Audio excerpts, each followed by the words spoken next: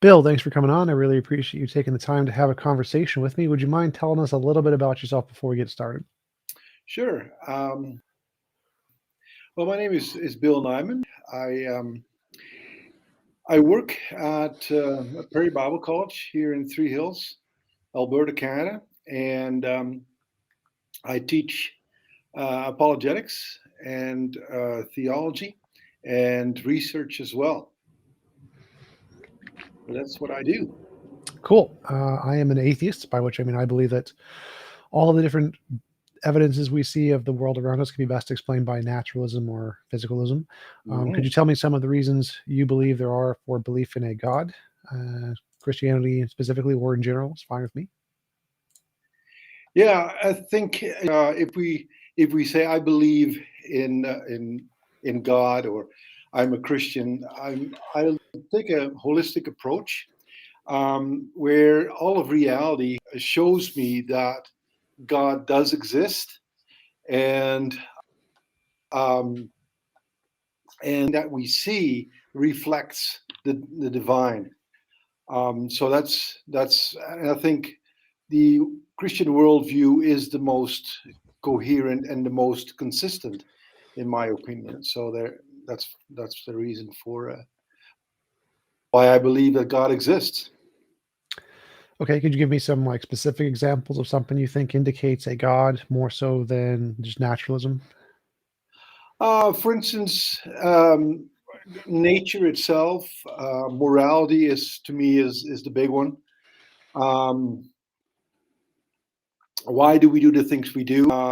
When we contemplate the three questions of where do I come from, what is my purpose here in life, and where am I going?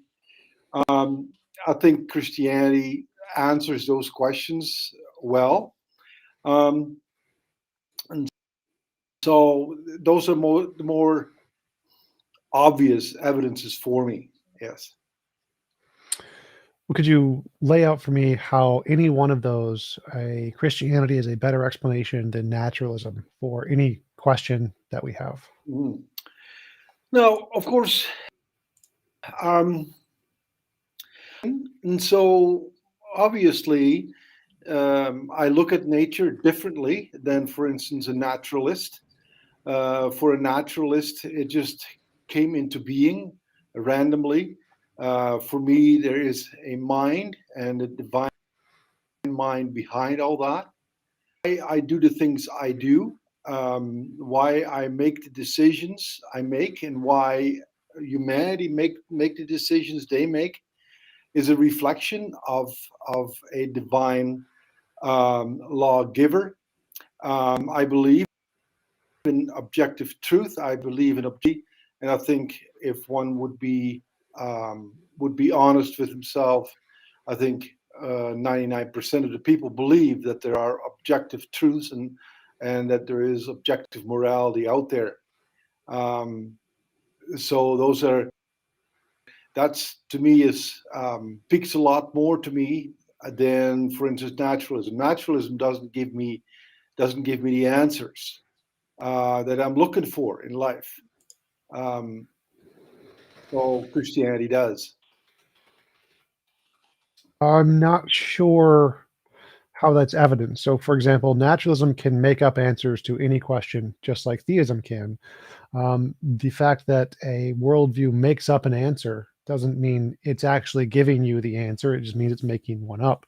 And so, what you would need is some kind of evidence that indicates this answer is more likely to be true than this other answer. So, for example, all the things you Mhm. mentioned, I believe in objective truth. I believe in objective morality and purpose and meaning. And I Mm. can posit an afterlife and naturalism without a God. And I can say that all of those things are equally or better explained by naturalism than by theism. So even though I don't believe there's an afterlife. I'm purely I Mm. think we die and we go to nothingness. But just like Sure. Christianity says there is a heaven, there could also be a heaven under naturalism, and the probability of a heaven under naturalism is exactly the same or higher than under theism. So I don't see Mhm. any reason to believe the theistic answers Mm. are any more or any less made up than the same answers that could be provided under a naturalist hypothesis. Right now. if I just kind of, before I get back into that, if I can ask you a question, for instance, because you do this all the time, you talk to Christians, and so you've heard all the arguments for Christianity, I'm sure, and you've responded to these well. But I'm just kind of wondering, in your opinion, um, what would be a good argument for the existence of God? Or do you believe there is no argument at all? Well, I would use novel testable predictions. So if you wanted to say evidence of any new ontology, new existence of something that hasn't been demonstrated, you would need to be able to differentiate imagination from reality. That's really the criterion that all epistemology uses to count something as evidence, is can this differentiate imagination from reality? And I think the best way to do that is novel testable predictions. So if you can predict something in the world that we don't know yet accurately, reliably, multiple times, based on your hypothesis, and get it correct, then that is good evidence of your hypothesis. So, for example, if we died and went to heaven, that'd be evidence of Christianity. Of course. If you prayed to God for a gold brick and a gold brick appeared in front of you, that would be evidence. If you said uh, this guy's going to die and rise in 3 days, and he rises in 3 days, that would be good evidence. If the predictions and revelations come true, and like some percentage of the world's population just disappears and their clothes falls to the ground, that would be good evidence. Like any Mm, predictions about the future that can be confirmed is the metric to establish the truth of a claim. mhm. So what keeps you from turning to Christianity? Just because you can't find those kind of evidences? As far as I know, there is none. As Mm, far as I know, the evidence for Christianity is equivalent to the evidence of leprechauns or unicorns or Santa Claus. I don't think that any of the arguments or proposed evidence work because they can't differentiate imagination from reality. All the things that Christians use are fundamentally fallacious in some way. Usually, the most common ones: confirmation bias, appeal to authority, appeal to consensus, personal experience. All the things we know don't work. The things in science we're like, yeah, those are bad explanations. We don't use those in science because we know they're fail. And so the reasons Christians provide are unable to differentiate imagination from reality, just like the reasons people have for believing in leprechauns are also unable to mm. differentiate imagination from reality. So like that's from a lot of atheists, of course. But what surprises me from a lot of atheists that they're really interested in Christianity or God, right? And I wonder why that is. Because Christians For have instance, influence in society. if it's equal to leprechauns or unicorns or whatever, I wouldn't waste my time finding out if they would really exist. Well, if there was a So, group of people who worshipped leprechauns who were persecuting you and trying to pass laws based on the magical rainbow and the pot of gold at the end of the magical rainbow, we would be equally as interested in the leprechaun belief as we would be in Christianity. well, of course, those are fringe groups. They've always been around, fringe groups. So as far as that goes, yeah, you always have those. But I don't believe that's the same thing as Christians, of course.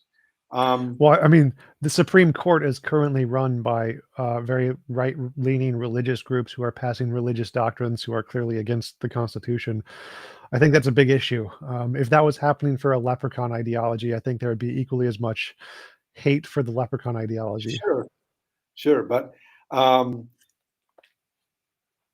okay. To me, it's like, yeah. Uh, why are you interested in Christianity? What are you after? There's a lot of people who believe in this, which I think is a fairy tale, and use that as a justification to pass laws, to hold bigotry against people, to manipulate people into doing things that they shouldn't be doing, to be very immoral. So the fact that this ideology is so pervasive in society, and a lot of people believe it, is a good reason to try to look at this ideology and see if we can find ways that it's irrational, so we can get people to stop doing those things. Well, are you from the States? Yes. Okay, okay, okay. So that's it's a little different, of course, in Canada. I mean, uh, there are people who abuse Christianity, do a lot of things that they shouldn't be doing in the name of Christianity, and I can't deny that. That's been like that for the past 2,000 years. But what is is that the norm, or is that um, Yeah, it's a minority. is it an abuse of a certain belief system? And I think it's an abuse of a certain belief system. If you look at it, it's not what Jesus taught. It is not what Christianity taught. Um, so to me, you can't judge Christ by the abuses of religion. Well, I agree, but those are like two separate questions. One is like, why are atheists interested in Christianity? That's the reason. That's the reason they're interested. But using that as that's not an argument against Christianity. Um, but that is the reason we're interested in looking at Christianity and then have arguments against Christianity. And so I Mhm. agree that we can't use that as an argument against Christianity intrinsically, but that's not normally what it is. That's just why we're interested in the topic. It's why we look for arguments. Mhm. Okay. Okay. So and you've been looking for a while, and you never found anything that was uh, to look further into Christianity, whether that's the truth. Um, Go to primary sources and whatever to see if Christianity is really true. Well, I've looked at all the sources I've been given. I've researched this Mhm. in every field I can research. Mhm. Okay. And nothing really captivated you to take it seriously, obviously, right? Well, I think it's more that I can objectively show that the evidence provided should not be taken seriously. That would be more my position. Mhm. Mhm. Right.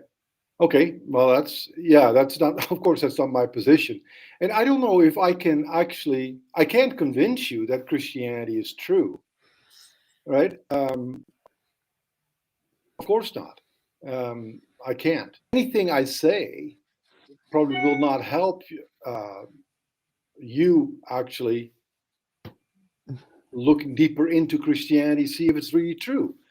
Um, all you're after is basically trying to debunk Christianity on the basis of for political reasons or whatever. All right, so and Well, that's too bad.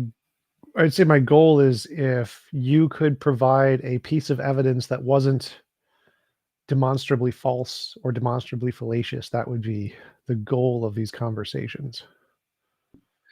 Yeah, okay, and I'm not the first one that talks to you as a Christian, I'm sure. Um, so I don't know if I can give you uh, the golden nugget, so to speak. I can tell you why I'm a Christian, why I believe Christianity is true, um, and you can tell me why you believe Christianity is not true. But that's that's where it stops. I think that's where we are at a stalemate. And so um, a apologetics is not so much a debate and going you know I give you a piece of evidence, I give you a piece of counter evidence, and we go on and on and on. I believe that it's saying, okay, this is why I believe Christianity to be true, um, and look deeper into Christianity, read the Bible, um, and see what Christianity actually teaches, and not on the basis of, for instance, a political party or a fringe group, because we can always find fault there. But you can't judge Christianity by that. I can't give you, okay, if that were true, there be no atheists, right? If I can say my piece of evidence and you can't deny that piece of evidence, now you must believe because it is so overwhelming, right? That I can't give you that, and I don't think anybody can give you that. Christianity is a journey. You look at every aspect of life and see, okay, can I answer the questions that I have in life? Can I answer them satisfactorily through naturalism or Buddhism or whatever? Where do we come from? What is my purpose in life? Everybody has those questions. Everybody needs to answer those questions. Can you answer this question as a naturalist? Sure, I can make up answers. But the question is why would your answers be less likely to be made up than my answers that I make up? So that's what I'm interested in is, do you have any evidence? Do we have any reason to believe Christianity is more than just a fairy tale, more than just leprechauns or Harry Potter? And so my question is do you have evidence? Do we have any reason to take Christianity more seriously than we do leprechauns? I do not think we do. I think that all of the arguments, all of the evidence is demonstrably equivalent for leprechauns, essentially. And so I think that we should not believe the answers Christianity provides, just like we should not believe the answers Harry Potter provides, because it's a fiction. And I think that the answers that naturalism provides, naturalism is the best worldview, I think, that most likely corresponds to reality as we have, because it has the most evidence, in which case we have the most reason to believe the answers naturalism provides, and we don't have any reason to believe the answers Christianity provides. And I think it's possible to provide evidence for ideologies. I don't, this isn't like a stalemate. I can say the cosmic microwave background radiation is 13.8 billion years old, and we can look at it and look at the redshift and we can measure it, and here's the testable predictions, and here's how you measure it, and here's the papers that confirm that. And then you can look like, oh look, yes, that's evidence. That's real evidence. You can really provide real evidence for this. Now, you may not accept it, that's fine, but it's real evidence. It's objectively evidence. But if I say something like, I had a personal experience of a leprechaun, like that's not evidence. That is zero evidence. And so my question is there are some ideologies that are of the kind that can provide real evidence, like naturalism, and there are some ideologies that cannot provide real evidence, like leprechauns. And I want to know, which one is Christianity? Is it more like the leprechauns, or is it more like the science? Okay, and to me is like, okay, creation itself to me is just like you say. It's, you can give you answers. Are those? Can you account for everything in creation? Can you account for that through naturalistic lenses, or Yes. even well, you, of course, through evolution, random chance, and so forth and so. And to me, that's not good evidence. To me, it's like a randomness that comes from evolution itself, naturalistic evolution. So, in other words, it's not that Christians naturalistic evolution. The randomness doesn't account for order, doesn't account for our minds, doesn't account for even ordered thoughts, ordered speech, and so forth. So the question satisfactory is Okay, so the question here would be is like, what is the explanation of the origins of life or our minds or something along those lines? sure. And if we have two hypotheses, one is that naturalistic evolution and the other one is intelligent design. One of these hypotheses is able to predict things about the future. It's going to predict that if evolution is true, we would expect to see a transitional fossil between a lizard and a fish at this exact strata in this exact location. And then we go look, we dig in that location, we find it. It's called Tiktaalik. That is something we predicted before we knew it was there. We said, if evolution is true, here's what we would expect to see. We looked and then we found it. If evolution is true, we'd expect to see endogenous retrovirus markers in DNA that can show the lineage and relationships between different species across a large spectrum, and then we can use that to triangulate lineages. And we find that is something that is very, very successfully predicted. Intelligent design does not expect those things. You don't predict those things under intelligent design. Nobody in the ID community was like, oh, we'd expect ERVs to be shared among lineages in this order, to which would map onto what the apparent design would be. Nobody predicted that. And so one of these hypotheses is accurately able to predict things that we see in reality before we find them, and one of them isn't. So I think one of them has real evidence. One of them is like, yeah, this ERVs, the predictions made by evolution, these explain the data and they have real evidence. Now, it may be hard to understand or hard to believe, but because that hypothesis accurately tells us things about reality, it is the more rational one to believe because it has real evidence. Whereas intelligent design does not seem to have real evidence. It has never been able to make testable predictions or confirm things that we don't know yet about reality. The intelligent design argument seems to be like, this is just really, really hard for us to grasp in our brains, therefore it must be a mind, or something like that, an argument from ignorance. And so why would you think that the naturalistic explanations that make successful predictions, tens of thousands of them, and get confirmed every year, why is that a worse explanation than intelligent design? Well, the thing is, of course, that everything that you just said about fossils, etc., has nothing really to do with Christianity per se. Because the thing is that even in the Christian worldview, one could hold to an evolutionary process. It is just not a random process. It is just a guided process, right? So it's not an either or. It's just not, okay, all Christians are, or they must be, and fill in the blanks, and then kind of like poo-poo that viewpoint, and then say, well, look what we have in the evolutionary process. What we can find. Sorry to interrupt. I totally agree. I agree, but I didn't say anything about Christianity there. My question is like, if we're thinking about the origin of life and the origin of consciousness, and we have creationism versus abiogenesis, or evolution versus intelligent design of any god, I don't care who it is. Both of these are hypotheses, and one of these hypotheses is able to make confirmed predictions successfully. It doesn't matter what they are. I don't care what they are.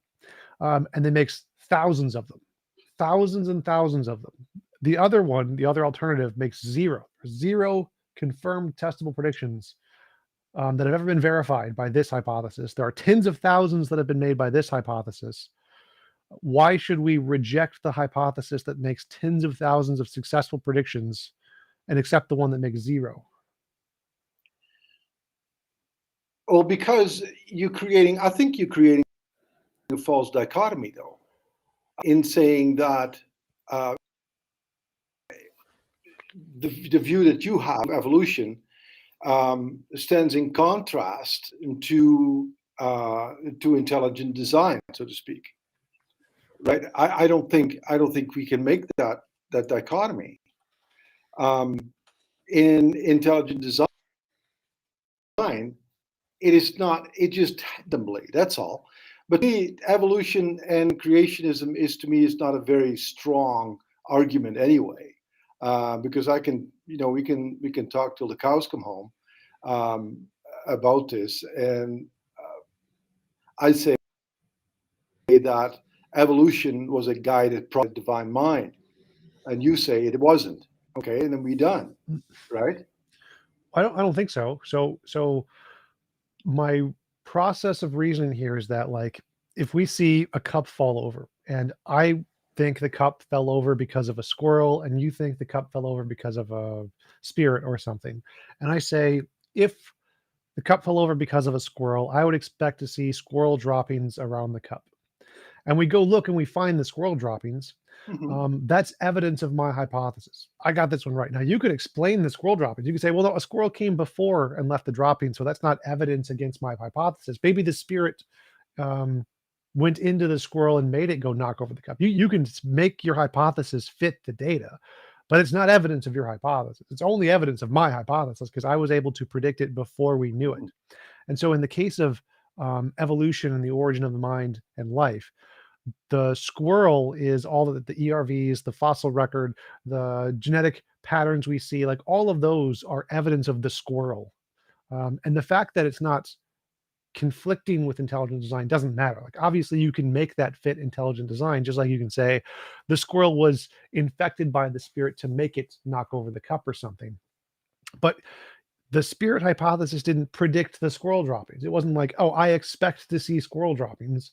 It didn't know that. The one who did was the squirrel. The guy who said it's a squirrel predicted that. And so so that hypothesis is the one that has more evidence here. And so the same thing applies to evolution. Even though you can make it fit your hypothesis of intelligent design, the one that was able to predict it before we knew was the abiogenesis, the evolution, the naturalist hypothesis. We were like, we expect to see ERVs, we expect to see fossil records, we expect to see these patterns, and we found them, which is why it's evidence of this hypothesis and not intelligent design, because intelligent design didn't predict these things, it post hoc made them fit their hypothesis. But we can talk like that both ways. I mean, I can say the cup fell over. Naturalism made the cup fall over, and you didn't have a squirrel. Whereas in theism and Christianity, we have the cup fell over, and there was a squirrel, and there was a definite someone who pushed that cup over, and we can see squirrel droppings all over. It is just. In naturalism, you are missing that squirrel, or you're missing that divine being who pushed that cup over. So that goes both ways, right? I don't understand how there, because in this case, the squirrel is Tiktaalik, Archaeopteryx, the ERVs, all the different evidence in science was predicted by naturalists, not by intelligent design. Intelligent design has made no predictions, has never predicted the squirrel. The only people who have ever predicted the squirrel was natural scientists. They predicted the ERVs, they predicted the fossil record, they predicted the double hinged jaw joint that we found in rodents from evolutionary hypothesis. They predicted the transitional fossils between ants and wasps. They predicted all of the predictions was all naturalism. So I agree that if you had successful testable predictions in intelligent design, that would be evidence, but I don't know of any. I've never seen any evidence on that hypothesis whatsoever. Whereas I've seen tons and tons of squirrel predictions that got right under the naturalist hypothesis. Yeah, I still, to me, it's like I can say, okay, everything is created by divine mind, and you say nothing is created by divine mind. It just happened randomly, and we can keep going back and forth, but that really doesn't help, does it? Because it really doesn't convince any of us whether you're right or I'm right. The fact that I believe that a divine mind guided the evolutionary process, and you believe or you don't believe that a divine mind guided the evolutionary process, and it just happened randomly. And we can talk for a few hours back and forth, but that really doesn't get us anywhere. Because I'm not quite following. So I agree that you can start with any hypothesis you want. You can start with the God hypothesis, perfectly fine, and I can start with the non-God hypothesis. But what matters is what happens next. If I start with a non-God hypothesis and I predict something and I get it right, that's evidence. Mine is now better. Mine is a better hypothesis. Mine wins, yours loses. The fact that you can explain it and say, well, I can make my God hypothesis explain that data after it's been discovered doesn't matter. It's not evidence. And so what I care about is after we start with the hypothesis is which one can make predictions about the future, about things in reality we didn't know yet, and get it right. And the only one I've seen do that is the naturalists. The fact that evolution has predicted patterns in ERVs that can map onto exactly the genetic relation between humans that we can measure and long distance animals from the past that we can't measure. and gets it right means that they have evidence. And the fact that intelligent design has made no predictions means they have no evidence. And so I'm totally fine with you starting with the God hypothesis. Mhm. But the part I'm missing is when you start with that hypothesis, what predictions can you make that have been confirmed to be something we didn't know about the universe yet and been shown to be correct? Because I have lots of those, like lots and lots and lots of those on my hypothesis. And I don't see any of those on your hypothesis. And therefore, I think it's only rational. The only rational thing you could do is believe the naturalist hypothesis because it's the only one that's made predictions that got shown to be correct. Well, okay. Well, the thing is, of course, that um, creation or the evolutionary process is guided by divine mind. It's not the only thing, of course, uh, that we take. Um, there are many more. All of reality shows us, and that there is a divine being, that there is a divine mind guiding us, and the thing is, what I get though is or what I don't get is um, what would convince you that Christianity is true, because you can't convince me that naturalism is the true worldview, is a satisfactory worldview. Um, so what what are you looking for? Evidence. There is so much out there, but you don't see it, of course, because you close yourself off to the possibility of even a divine mind existing. Well, no, I haven't. So that's the part that I can prove is false. Like I'm pretty sure you've closed yourself off to there not being one because you reject the evidence, but I accept all of the evidence. I can just prove that your evidence is false. I can literally prove it. So when I brought up, for example, ERVs, the naturalist said evolution happened, not design, evolution. And because evolution happened, we would expect to see an endogenous retrovirus is a virus that injects its DNA into a reproductive cell, and the reproductive cell then divides, and that little tiny bit of DNA is in all of the kids, all of the offspring of whichever reproductive cell it was introduced to, but it's not going to be in any of the parents, grandparents, great grandparents.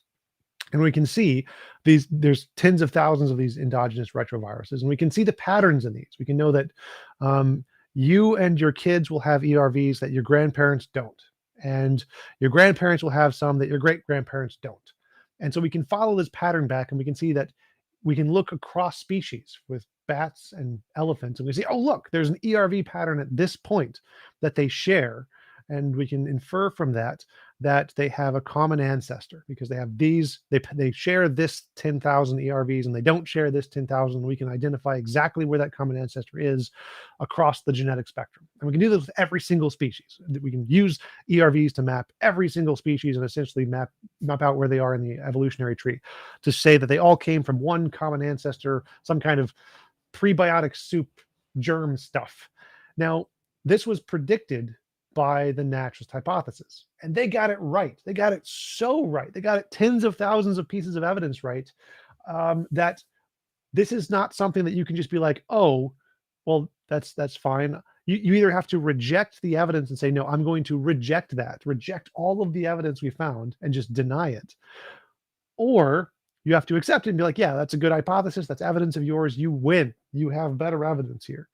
And those are your two options. And Where from my perspective, I don't see you don't have an example like this. You don't have an example of like endogenous retroviruses that are like, I have to be like, I'm just going to deny the evidence to avoid God. Because I don't think you have any evidence. Like what evidence do you have that I have to reject that is as strong as endogenous retroviruses to show a single common ancestor? even if you, but you're saying it yourself. You look at patterns, and Yeah. where do those patterns then come from in a naturalistic world, right? Because naturalism doesn't give us order, doesn't give us patterns, because everything is seemingly random. And so I'm just kind of wondering where you get the patterns from, if you're a naturalist. The laws of nature. Okay, to me, it's like, who put those laws of nature in place then? Nobody. They're uncreated. And see, so they pop into being. So you know, um, Well, I don't think they popped into being. I think that quantum fields have always existed. They're uncreated, and the quantum fields have a nature to it, and that nature determines the laws of physics. So yeah. I don't think anything popped into existence. I think quantum fields have always existed. They're the fundamental nature of reality, and they don't have a mind. And to me, it's like you contribute intelligence to something to put that in place, right? I don't think it was ever put in place. I think it's eternal. It was never created. It was never put in place. It's always been there. See, that's like, still, that doesn't, um, that to me, that doesn't make a whole lot of sense. Um, what is eternal? Eternal? It wasn't. We know that by now. Our universe isn't eternal, but pretty much everybody in physics thinks there was a natural thing before our universe, which is quantum fields. Like there's multiple different theories, like string theory, many worlds hypothesis, to world one pilot wave theory. But we all agree that quantum fields existed prior to space time. So That, space time emerges from quantum fields. but but it must come from somewhere. It just No, why? didn't nothing. Everything that exists have to have some explanation for its existence. Who do you think created God? Yeah. That's, of course, we can, again. That's one of those arguments. We can go ad infinitum, argue that one, but that's something. Someone have started the process and put things in place. So you don't think God was created. You think God was an uncreated thing, right? Yeah. So I think quantum fields are an uncreated thing, just like you think God is an uncreated thing. Yeah. Well, yeah, but I don't buy that, because something needs to have started this process into being. Um, Quantum fields are the thing that did that.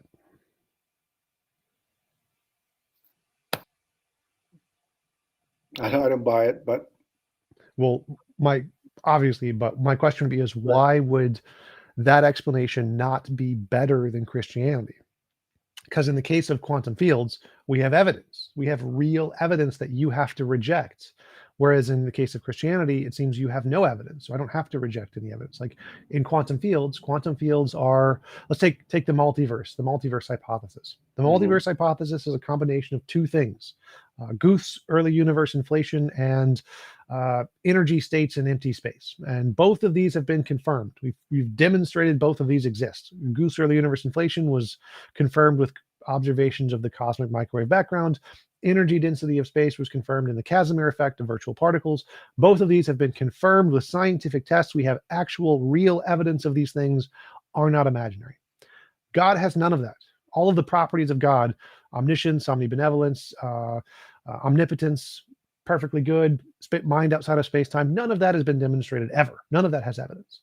And so when I'm comparing hypotheses, which one is a better explanation of the origin of the universe? One of them that has all of its parts have been demonstrated to be real in reality, and one of them, none of its parts have been demonstrated to be real in reality. One has evidence, one doesn't.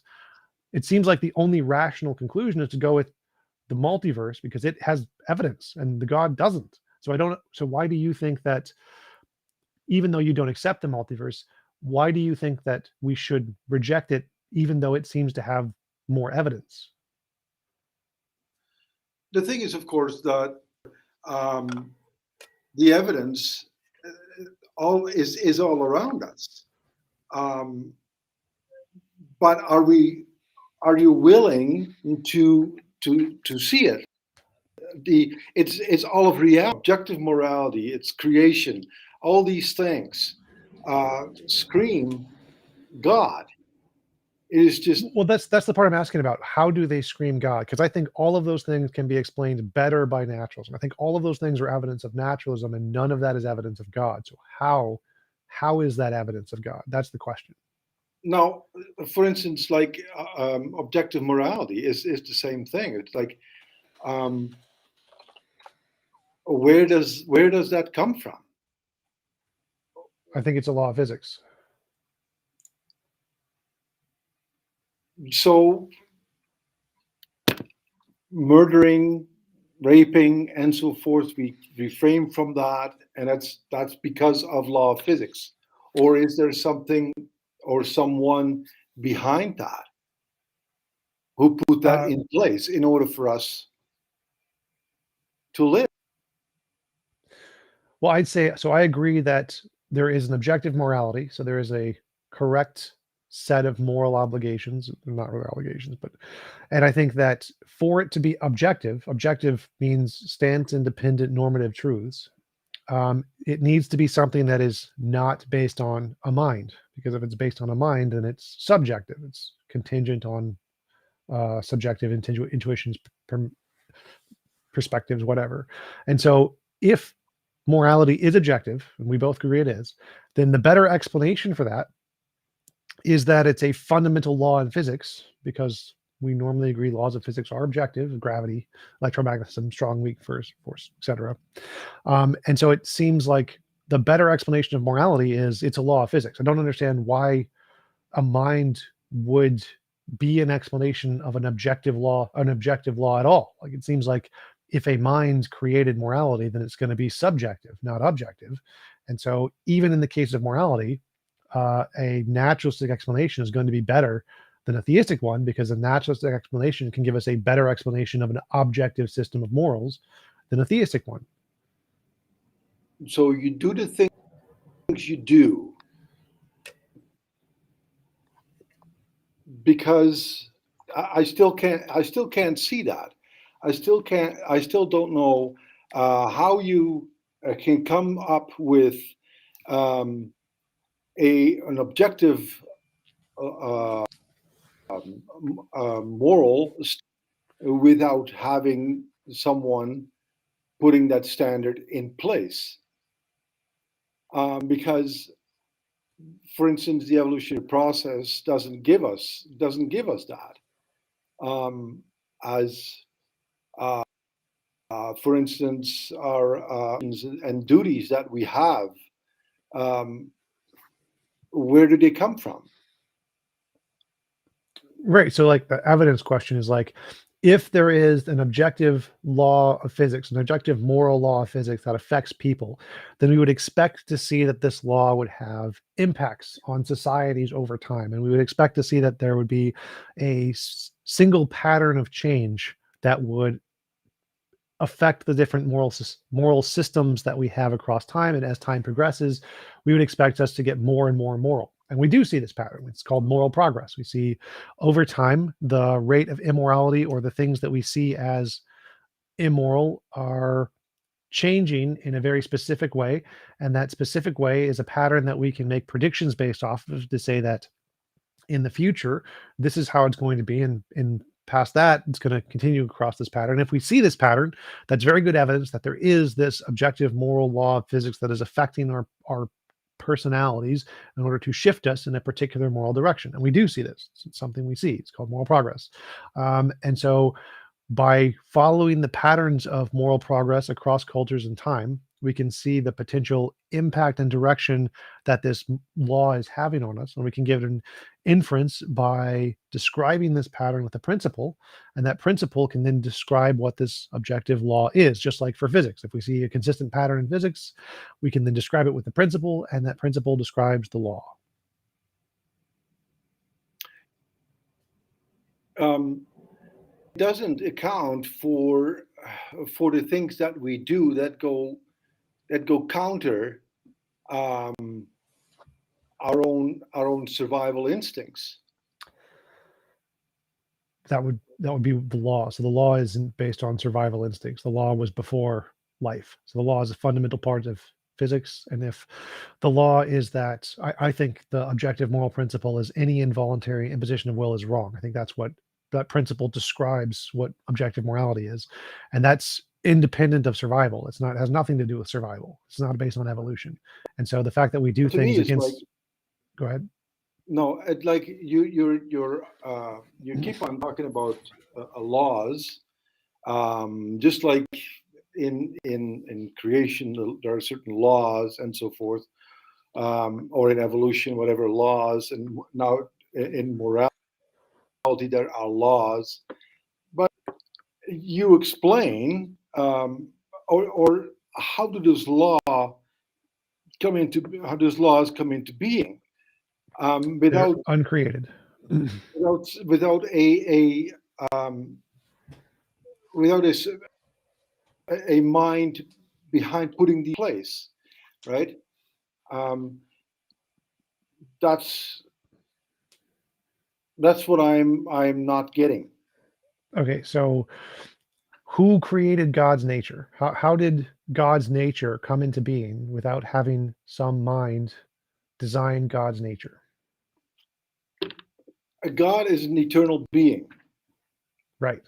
Exactly. right? That's And the everything answer. derives from God.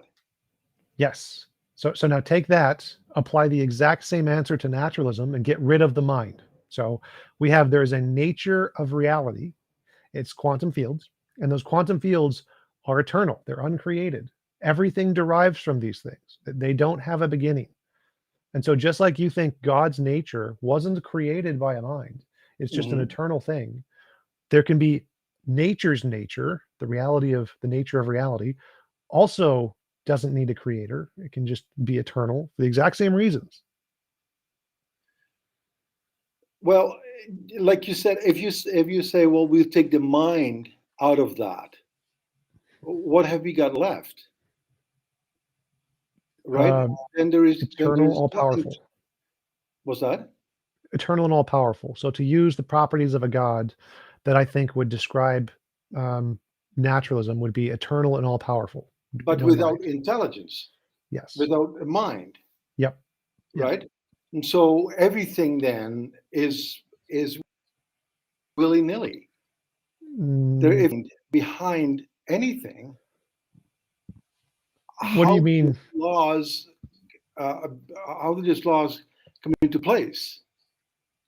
If there is an eternal something that you say without a mind, Yep. how do those intelligent laws come into place? How can non-intelligence create intelligence? So can God lie? No, And the reason he can't lie is because it's against his nature, right? right? And did God choose that? Did he manually design his nature, or did his nature determine his consciousness?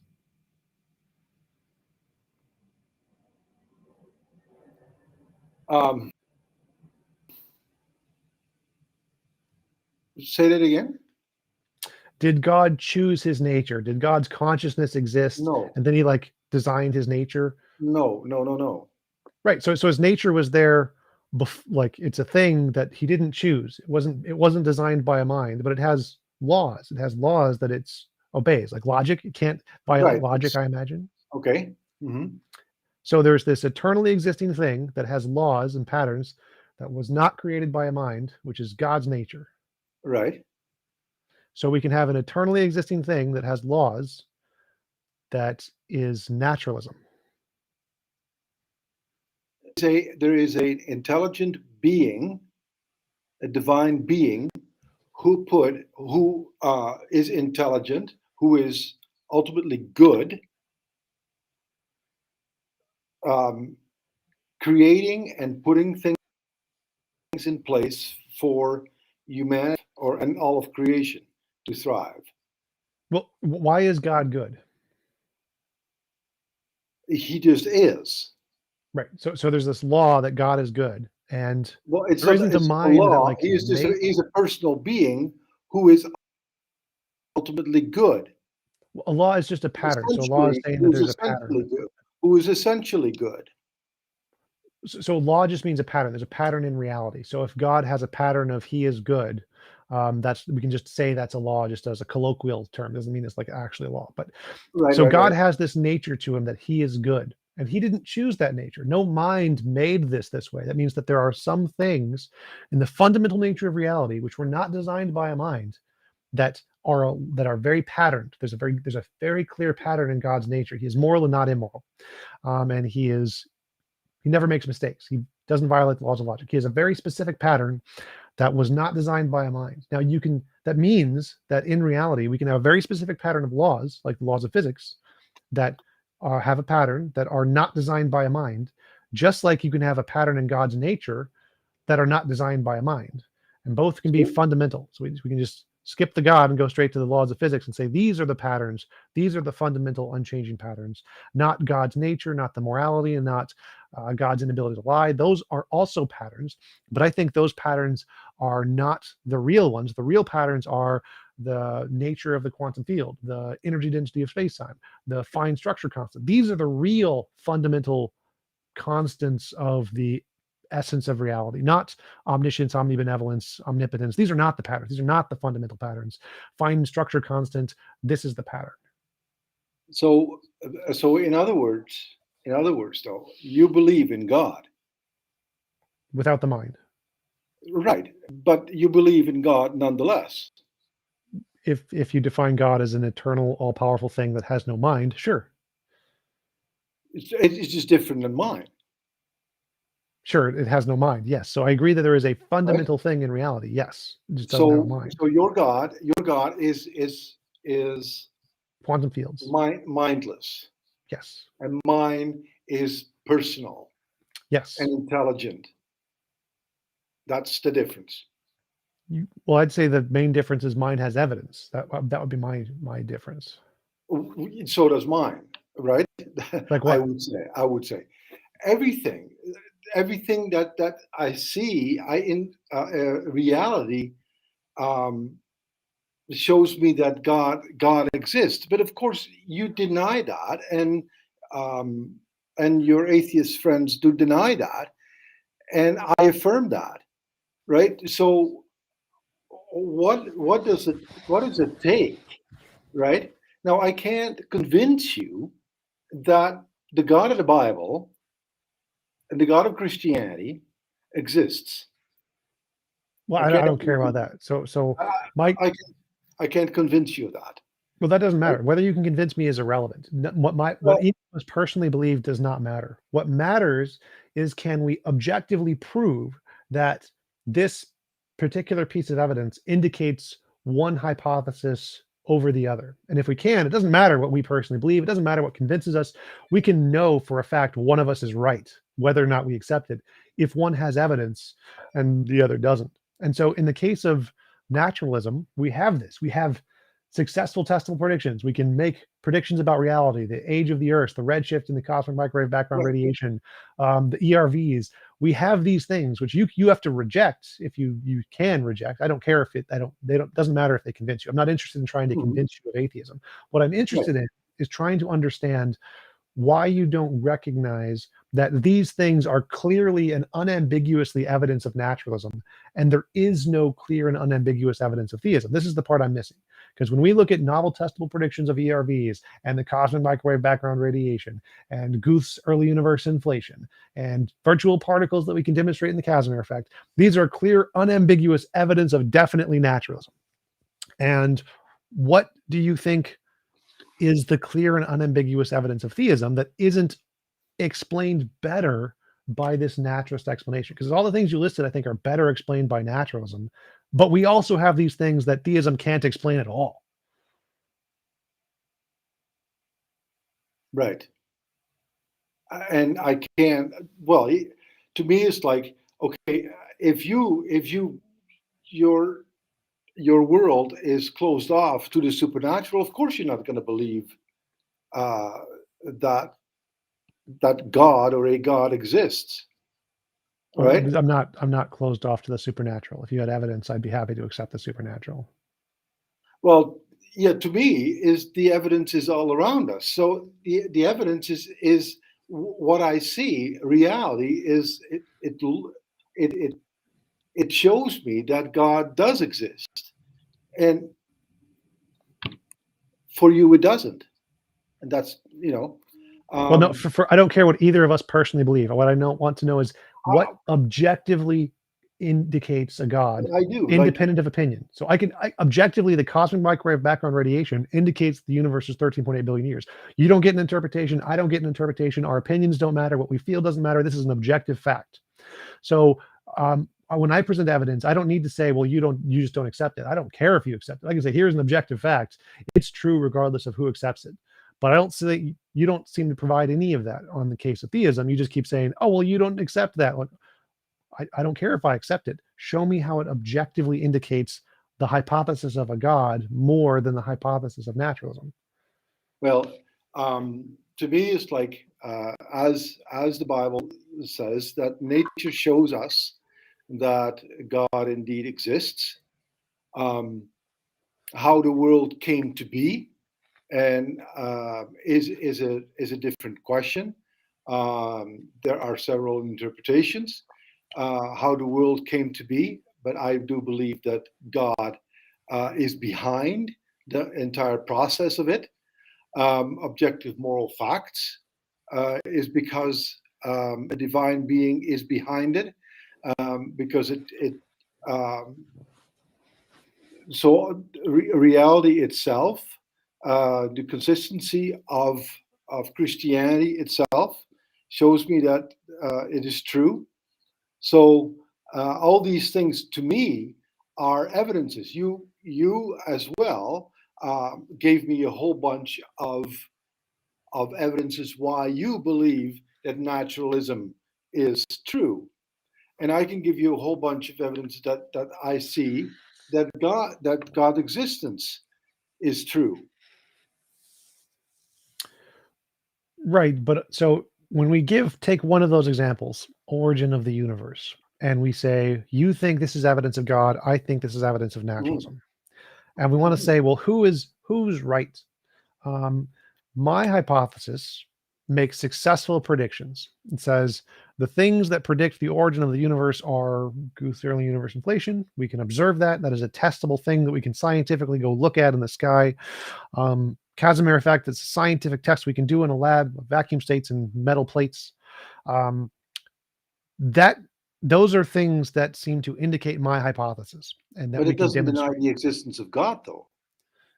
It does. So my hypothesis makes predictions, yours does not, which denies the existence of God. So like if I said, remember my squirrel example? If a squirrel knocked over a cup and I predict that there are squirrel droppings, and we then discover there are squirrel droppings, that's evidence of my hypothesis. The fact that you can say, oh, well, that doesn't disprove the spirit hypothesis, because the spirit could have infected the squirrel. It could have just gone into the squirrel and then made the squirrel do it. That's not evidence of yours. So saying that it doesn't disprove God does not in any way help your hypothesis here.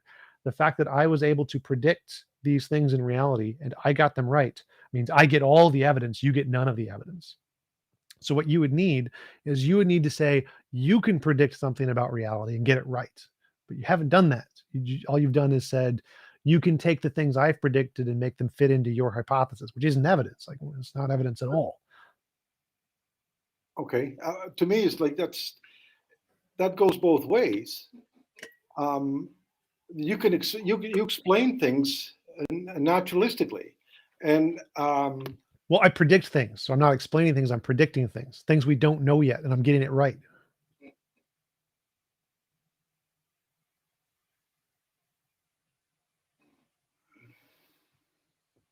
yeah, to me, it's like with the patterns and with the laws, um, you deny that there is an intelligent being behind all that, and I don't. Um, I see evidence.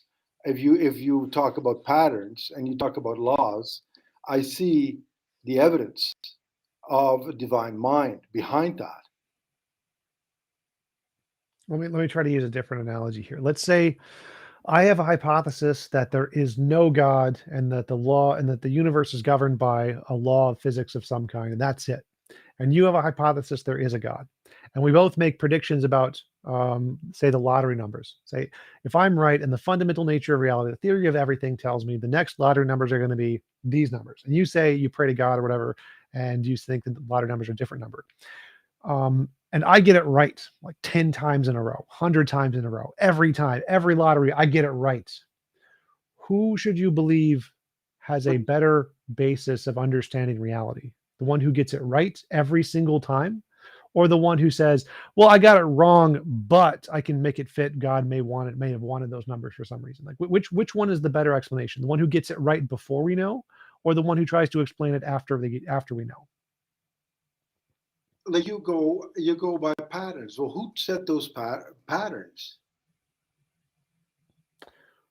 Right. So that's the question we're trying to ask. Is I think it's nobody, you think it's God, but Mhm. I can predict the patterns correctly. You cannot. Who should we believe? But what are you predicting? The, the, the future patterns we haven't seen yet.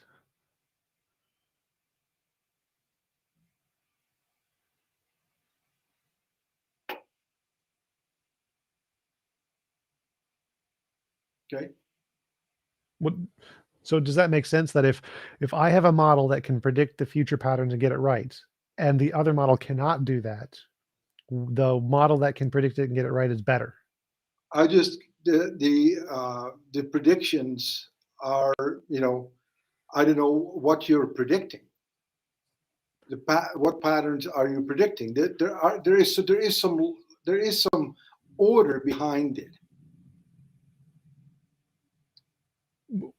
Right. So we both agree that there's order, and we want to know what's causing that order. That's I right. think it's a Yeah, law of physics. You think it's God. that's And right. So, mine is able to correctly predict what those patterns are going to be. Yours does not do that. but So which should we believe? why does that deny the existence of God? So I say there's no God, and it's this law of physics is fundamental. And if it's this law of physics, I can predict the future, and I do predict the future. And you think it's God, and you can't predict the future. Which one is more rational? But why, or why you predicting the future? Why does that deny God? Why can't God? Why isn't He behind the patterns that you're predicting? Okay, so like if one person thinks, let's say there was this debate in science about what caused heat to cause things to rise. It was um, energy convection or phlogiston. Phlogiston was this hypothetical particle that was like released by fire to cause things to rise, and we want to know who's right and who's wrong. The one that predicted phlogiston predicted that there's this new particle. It's just too small. We can't see it, but it's causing all these things. And the one that predicted it was the expansion of particles, predicted that if it's the expansion of particles under these conditions, we'll get this result. They do the test, they get the result. Now, the phlogiston person can say, oh, no, that's still phlogiston. You haven't explained it's not phlogiston, but it's not, you shouldn't take them seriously because they have an unfalsifiable hypothesis. They don't have any evidence. They're just saying that, oh, well, all the data the other guys, all the progress the other guys make, mine can explain that, even though I'm not making any progress. And if these other guys are making all of the progress and they're like, yeah, we understand reality, we're going to make the progress, we're going to make the test, and they get it right. The fact that this other guy in the corner doing nothing is simply saying, well, oh, my hypothesis explains all that too.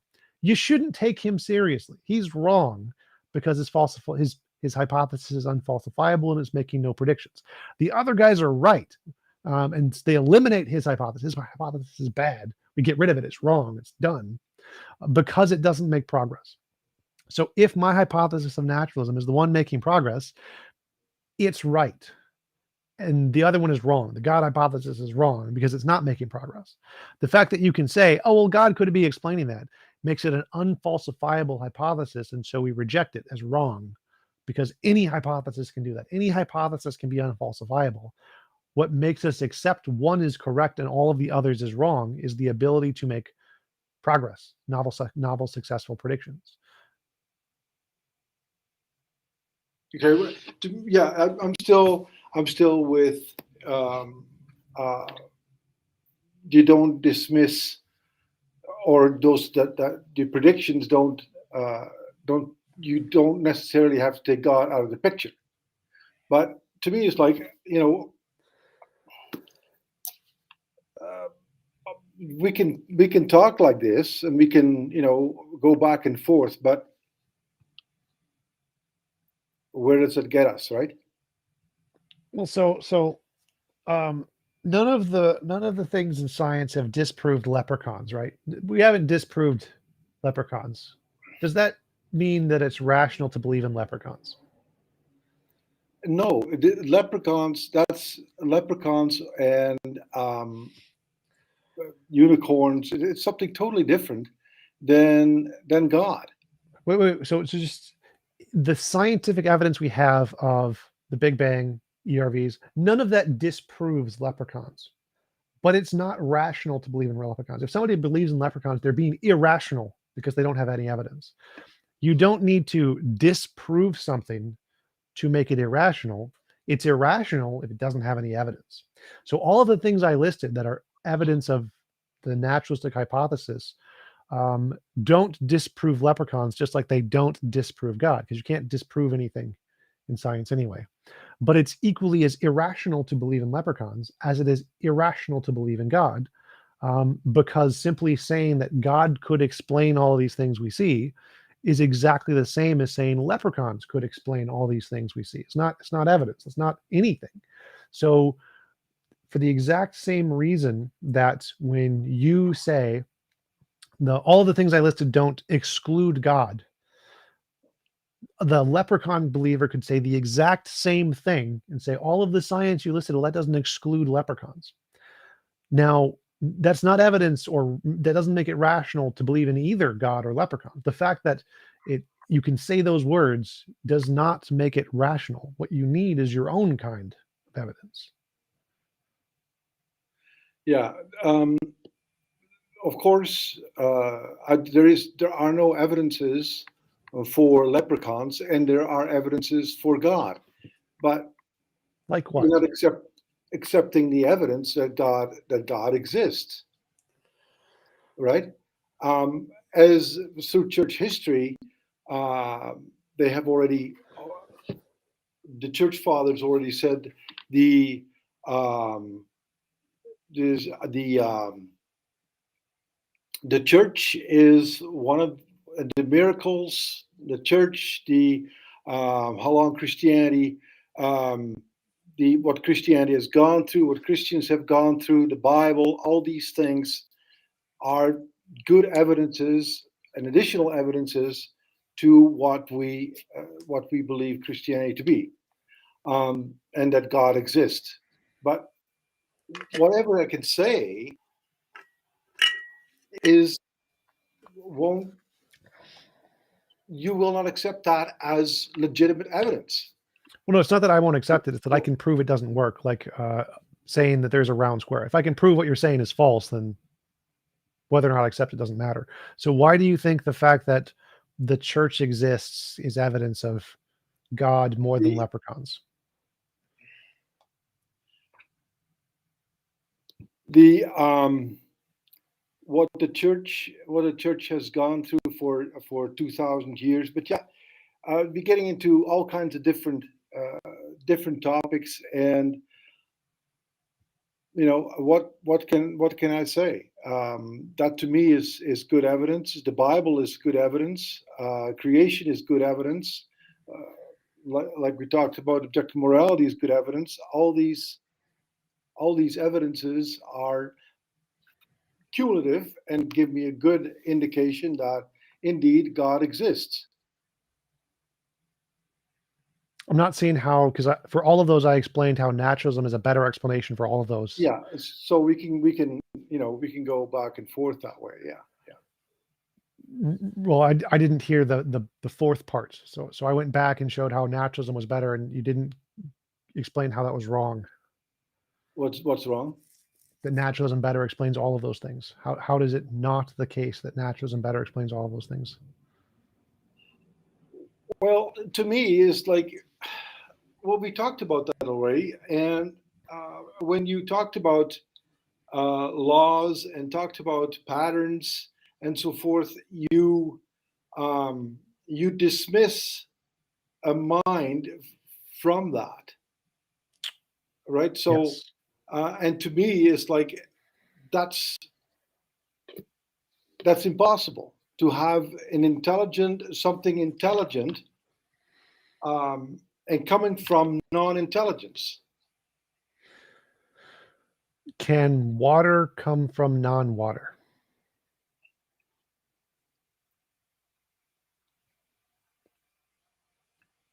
No. Hydrogen and oxygen, neither one of those is water, but when you add them together, you get water, right? Mm-hmm. So water, hydrogen and oxygen combined, can come from non-water, which is hydrogen and oxygen separated.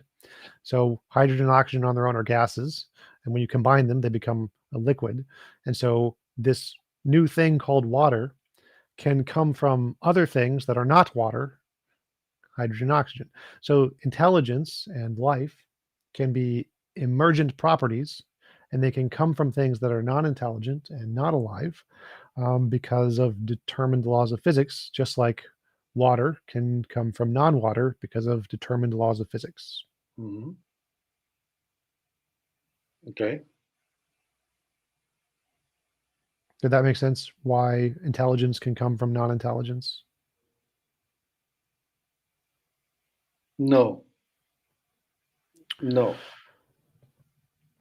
Okay, so intelligence is a process of accessing data through on-off switches, and on-off switches are results of evolution. The patterns in particles connecting, and patterns in particles connecting is a result of chemistry, and the chemical bonds are a result of physics, and the physics is a result of quantum fields. And so from quantum fields that are not alive and they don't have brains, the quantum fields can create patterns in physics, and the patterns in physics can create chemical bonds in chemistry, and the chemical bonds in chemistry can Mm-hmm. create biology, and biology can produce intelligence. So Just like, the process, that's a leap, but the processes that you just mentioned um, yep, are to me uh, do not happen just randomly. I agree. I think they're That, determined. okay, determined by whom? The laws of physics. So, but who again? Who puts those law in place? Well, that's again, that's like asking who created God. Nobody created those things. Those things are necessary beings. They are uncreated. Mhm. Okay, well, that's where it stops then, right? Right. And so the question is you claim there's an uncreated being who is a mind, which I claim there is an uncreated being who is a quantum field, but mine is able to tell us stuff about reality and get it correct. I don't think yours is. Mhm. Okay. Would you agree that if one hypothesis can accurately tell us things about reality, that it's a better hypothesis than one that can't? And that, yeah, oh, sure. And what reality is that? Is that your reality or is it my reality?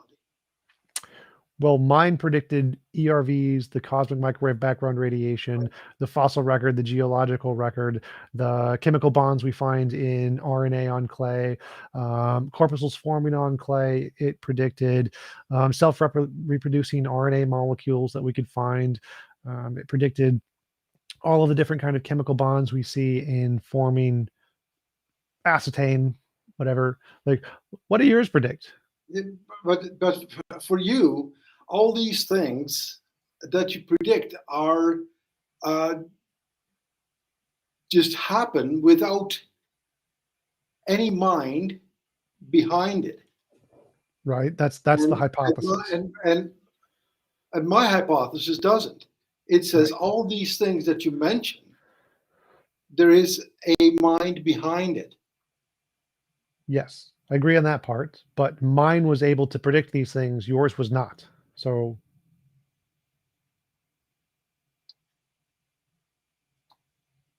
Doesn't that make mine better? Because mine was able to predict them before we knew them. Yours could not predict them before we knew them. So mine's To better. me, it's like still the naturalistic worldview um, produces things and predicts things um, through laws that have come into being through or have existed eternally. Yes. Right? Yes. Right. And I say that the laws that are in place are set in place by a lawgiver, an intelligent being. Right. That's the hypothesis. So like Okay. imagine if I said I have a magical 8-ball. You know what a magical 8-ball is? The thing that you shake and it has like a little dice Right. inside of it. Right. Uh-huh. So say I have a magical 8-ball and I say this magical 8-ball is connected to the fundamental nature of reality and can tell me things about reality. And it was made by the magical leprechaun, Bob. And if I say this is the case and I shake it and I say, Bob, tell me what is the next greatest scientific discovery, and it tells me and it gets it right, is that a good reason to believe this hypothesis is correct and the other hypotheses are wrong?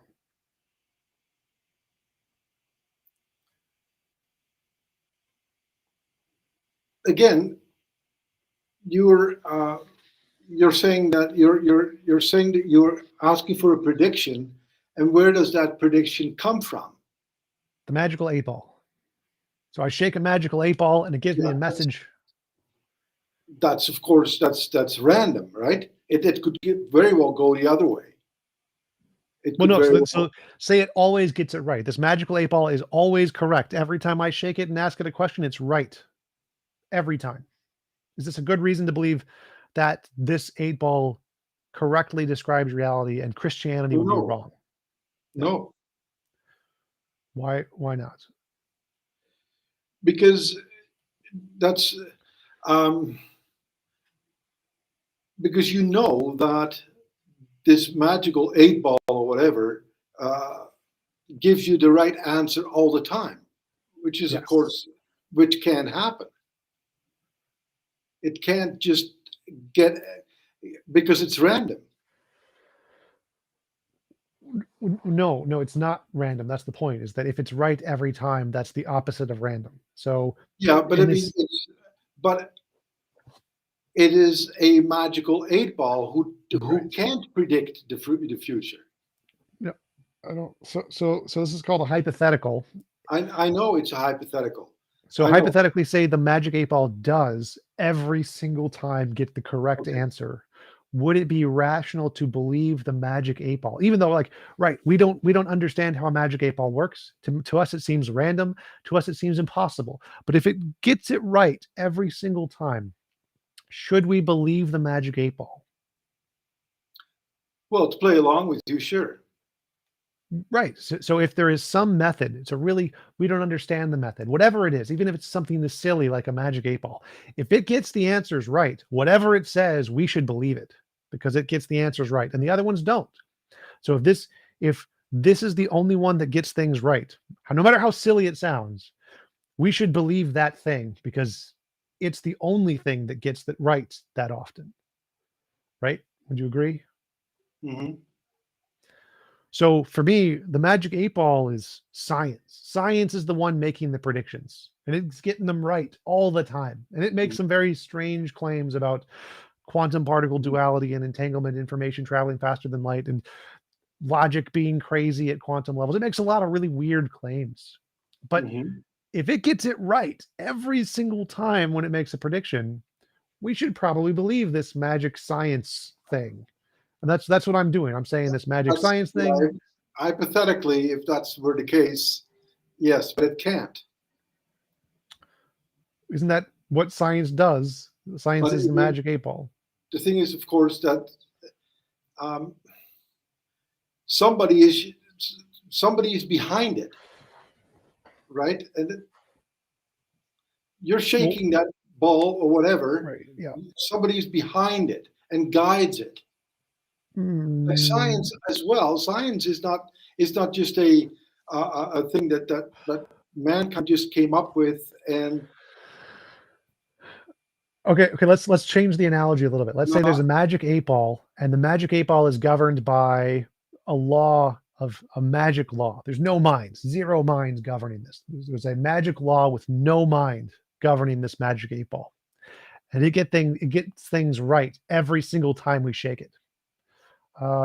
Should we believe that there is this magic law that governs everything if this 8 ball gets things right every single time?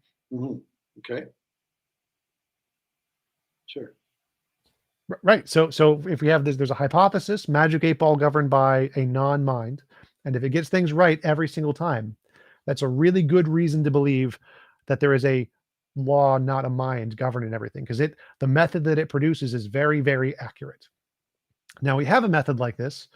It's called science. Science is a method like this magic 8 ball that thinks the fundamental nature of reality is a non-mind, it's a quantum field, and it accurately predicts everything we see, more accurate than anything else ever. And so, isn't it rational to trust in this scientific method that says that there is a non mind governing the universe, just like it would be rational to trust a magical 8 ball if it was governed by a non mind law thingy?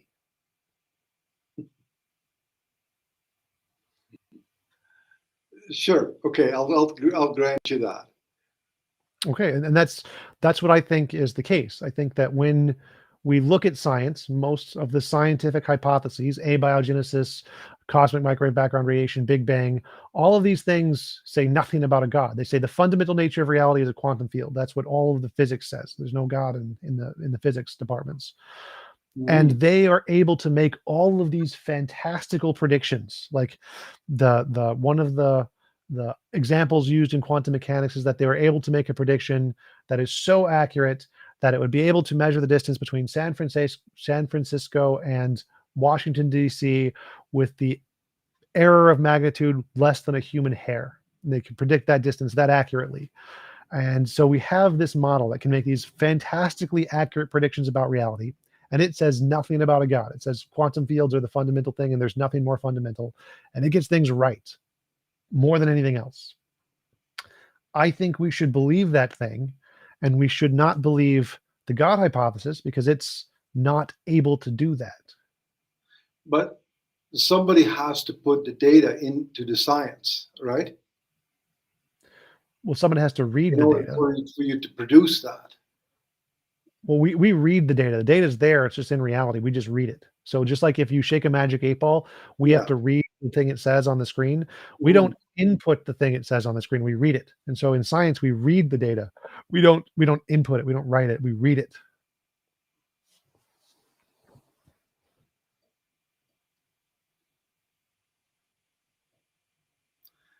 Yeah, okay, that's your opinion, and I'll grant you that. But I I just don't buy it. That's all.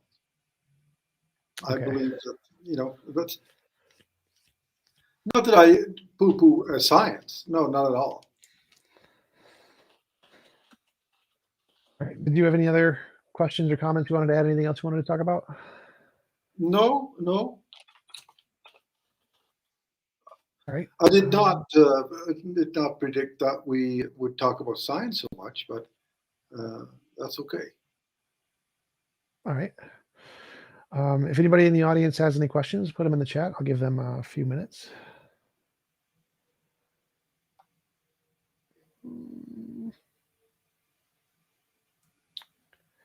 Don't see anything yet. Well, we've been going for about an hour and a half. It was a great conversation. Really appreciate you coming on. Do you want to give any links or references where people can find out more about your work? No, it's fine. That's fine. It was a good conversation, and like I said, I don't generally don't debate atheists. I have a you know I do have conversations with them and open conversations, and I think this was a good conversation. I appreciate your knowledge and science. That's more than you're more scientific than I am. I am a theologian by trade, not a scientist, and so I appreciate your honesty. I appreciate your candor, and but I do hope that you'll look into Christianity. And it's one thing that, of course, that whatever I say and the arguments that we have will not convince an atheist. That's not our job to do. God does convince, and we rely on Him only. So that is far more important than what I have to say. I look on your chat list, and people are kind of like, they weren't too impressed with what I had to say, which is fine. But so that's all I have to say. Cool. We did get several questions in, if you don't mind. Sebi asked, who is the most intelligent writer you've ever read? Most intelligent writer? That's probably Karl Barth, the Swiss theologian. Is he still alive? Nope. Not invite him on, unfortunately. What do you mean? Oh, I would. Normally, if you listed an author who was alive, I'd invite him on to have a conversation with him. So no, I wish. It'd be great evidence of God if I could get him on, though. Yeah, no, I wish he was, but he's a theologian. All right. Jeff asks, what evidence would Bill need to change his mind? I don't. I'm never going to change my mind. The thing is that God has convinced me that He exists, and nothing can change my mind. I'm living firmly in that reality, and everything that I see, everything that I do, is dictated by that conviction. Gotcha. And Jeff also asks, how does Bill recommend we look into Christianity? The best way, of course, is to read Scripture, to read the Bible. If you want to know more about Christianity, go right to the source. Gotcha. That is it for the questions. Thanks again for coming on. Really appreciate you taking the time to chat, and I hope you have a wonderful rest of your day. Hey, you too.